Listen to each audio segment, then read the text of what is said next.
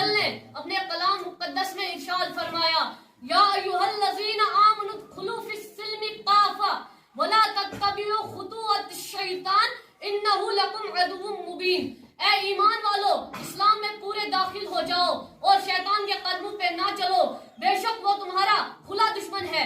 اللہ تعالیٰ نے اس آیت کریمہ میں اہل و ایمان سے مخاطب ہو کر ارشاد فرمایا تم مکمل طور پر اسلام میں داخل ہو جاؤ، یہ مکمل ضابطہ حیات اور دستور زندگی ہے۔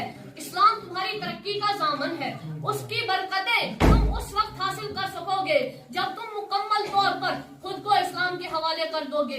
یہ نہ ہو کہ تم ظاہری طور پر اپنے نام اسلامی رکھ لو اور اپنے شہروں کے نام اسلام کے ساتھ منسوب کر لو، مگر اس ملک کی وادیوں کے اندر اسلام کی دھجیاں اڑائی جائے مگر مسلمان خاموش، گلی کوچوں اور بازاروں میں ضابطہ اسلام کی خلاف ورزی کی جائے مگر مسلمان خاموش، اس مقدس مذہب اسلام کی مخالفت کی جائے مگر مسلمان خاموش۔ ایسا کیوں میرے اسلام کے شہدائیوں؟ یہ صرف اپنی ذات کو دھوکہ دینے کو مترادف ہے۔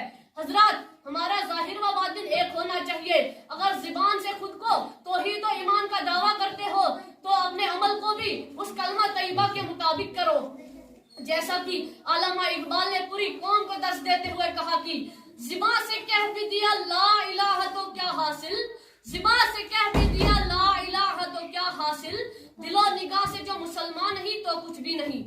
حضرات، سیدنا امام اعظم ابو حنیفہ رضی اللہ تعالی عنہ سے ایمان کی تعریف اس طرح منقول ہے، یعنی دل سے تصدیق کرنے اور زبان سے اقرار کرنے کو ایمان کہتے ہیں۔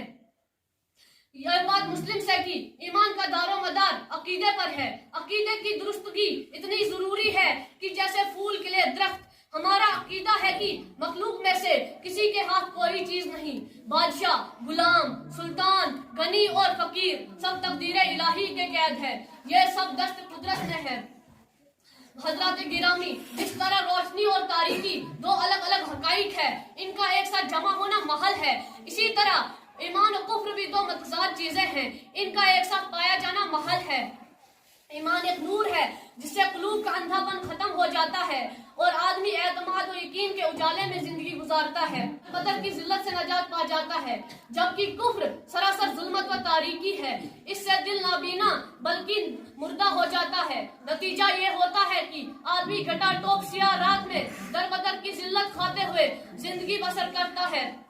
یہی وجہ ہے کہ اپنی زندگی کو پرکیف بنانے اور غم و اضطراب کو دور کرنے کے لیے وہ لہو لعب اور شراب و رباب کا سہارا لیتا ہے۔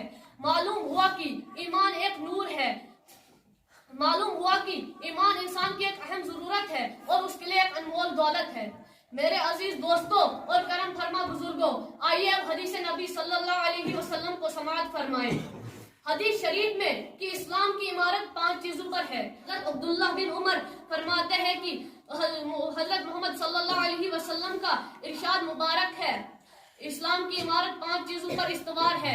اس امر کی گواہی دینا کہ اللہ کے سوا کوئی معبود نہیں اور حضرت محمد صلی اللہ علیہ وسلم اللہ کے سچے رسول ہے، اقامت صلاۃ، زکوٰۃ کی ادائیگی، حج کرنا اور ماہ رمضان کے روزے رکھنا۔ حدیث شریف میں کہ بندہ اس وقت تک مومن نہیں ہو سکتا۔ انس قال قال رسول اللہ صلی اللہ علیہ وسلم لا يؤمن احدكم حتى اكون احب اليه من والده وولده والناس اجمعین۔ حضرت انس رضی اللہ تعالی عنہ سے روایت ہے کہ رسول اللہ صلی اللہ علیہ وسلم نے فرمایا تم میں سے کوئی شخص اس وقت تک مومن نہیں ہو سکتا جب تک میں اس کے والدین، اولاد اور دنیا بھر کے لوگوں سے زیادہ محبوب نہ ہو جاؤں۔ اور حدیث شریف میں کہ وہ بندہ جنت میں جائے گا۔